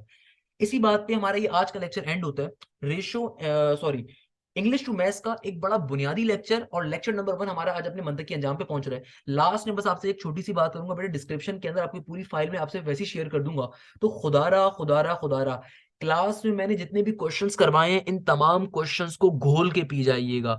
इन तमाम क्वेश्चंस को जो मैंने क्लास में आप लोगों को करवाए हैं, इनको घोल के पीना है आप लोगों ने। क्योंकि ये सारे के सारे क्वेश्चंस जो है ना, आईबीए के, नस्ट के, फास्ट के, लम्स के, यूएमटी के, कॉमसेट्स के, यूईटी के पास पेपर से लिए गए हैं। तो बेटा देखो, आपके पास, आप लोगों को जो बच्चे इंजीनियरिंग यूनिवर्सिटीज में अप्लाई कर रहे होते हैं, उनको तो भाई इंजीनियरिंग की मैथ्स भी पढ़नी होती है ना, तो उनके पास तो टाइम वैसे शॉर्ट होता है। तो आपने सिर्फ, आपकी कोशिश ये होनी चाहिए कि जितने मैंने लेक्चर में क्वेश्चन करवाए हुए, इनको बहुत तरीके से समझ लीजिए, इनकी प्रैक्टिस ज्यादा ज्यादा करिए, इन्हीं क्वेश्चन को बाहर प्रैक्टिस करिए। देखो, अगर आप किसी कोचिंग सेंटर में भी जाते हो ना सेट की तैयारी करने के लिए, या बीकेट मैथ्स की तैयारी करने के लिए, आईबीएल की तैयारी करने के लिए, क्योंकि मैं उन कोचिंग सेंटर में पढ़ाता हूँ। क्यों पढ़ाता हूँ? क्योंकि बेटा मैं ऑल दो उन कोचिंग सेंटर से खिलाफ हूँ, मगर पढ़ाने का मकसद ये होता है ऑब्वियसली यार, हमें भी पेमेंट तो कम, पैसे तो कमाने होते हैं, यूट्यूब से तो कोई पैसे इतने नहीं मिलते। पॉइंट इज दैट कि यार वहां पे होता क्या है कि 1 घंटे की क्लास में आपको कंप्लीट एक लेक्चर पढ़ाना होता है, एक कंप्लीट कॉन्सेप्ट देना होता है। तो ऑब्वियसली वहां पे मैं इतनी डिटेल में नहीं पढ़ा सकता। वहां पे आपको, आप खाली 2 क्वेश्चन करवाते हो, बाकी 10 क्वेश्चन होमवर्क में दे देते हो, तो बच्चे को समझ में नहीं आती वो चीज। खुदा रहा इस बात को समझिएगा। तो कहने का मकसद ये कि जितने क्वेश्चन मैं क्लास में करवा रहा हूँ, they are more than enough. अगर आप चाहो तो इसके अलावा भी एक्स्ट्रा तैयारी करो। मैं ऑब्वियसली फिर चीजें बताता हूँ बच्चों को, बैलेंस की किताब परचेज करो, उसको सॉल्व करो। कॉलेज पांडा मौजूद है आपके पास, there are number of other resources as well. मगर सबसे पहले इन चीजों की बहुत अच्छे से प्रैक्टिस करनी है। अगर आप लम्स की तैयारी करो, आईबीए की तैयारी करो, फास्ट की कर रहे हो, नर्स की कर रहे हो, तो भाई देखो, पहली फुर्सत में पहले इन चीजों को 100% कंफर्म कर लो। बेटा बस लास्ट में एक छोटी सी बात कहूंगा, बहुत इंपॉर्टेंट बात है, और वो ये है कि भाई खुद भी लेक्चर्स को देखें, अपने दोस्तों के साथ लाजमी शेयर करें। आपके कॉलेज के जो फ्रेंड्स हैं, आपके कोचिंग के जो फ्रेंड्स हैं, जिनको समझ में नहीं आता, जिनको लगता है शायद आईबीए का टेस्ट बहुत मुश्किल है, या शायद वो अफोर्ड नहीं कर सकते इस चीज को, तो बेटा ये बहुत आराम से मैं वो तमाम चीजें आपको डिलीवर कर रहा हूँ जो किसी कोचिंग सेंटर में आपको 80,000 टू 90,000 रुपीज के ऊपर सिर्फ 2 महीनों के लिए मिलती है। मैं आपको सारी सारी चीजें फ्री ऑफ कॉस्ट वैसे प्रोवाइड कर रहा हूँ। तो काइंडली लेक्चर को खुद भी लीजिएगा, अपने फ्रेंड्स के साथ भी शेयर करिएगा। They are very very very important. और ड्राइव के अंदर आपको सारे पास पेपर्स भी मिल जाएंगे, हर तरह के रिसोर्स मटेरियल भी इंशाल्लाह मिल जाएगा, तो उनको भी फॉलो अप करें, उनको भी देखें। और इसी बात पे लेक्चर का इख्तिताम करूंगा। आप जहां हैं, जैसे हैं, खैरियत से होंगे इंशाल्लाह। मुझे बहुत सारी अपनी दुआओं में याद रखिएगा। जज़ाकल्लाह, thank you so much. Hashim Zia signing of.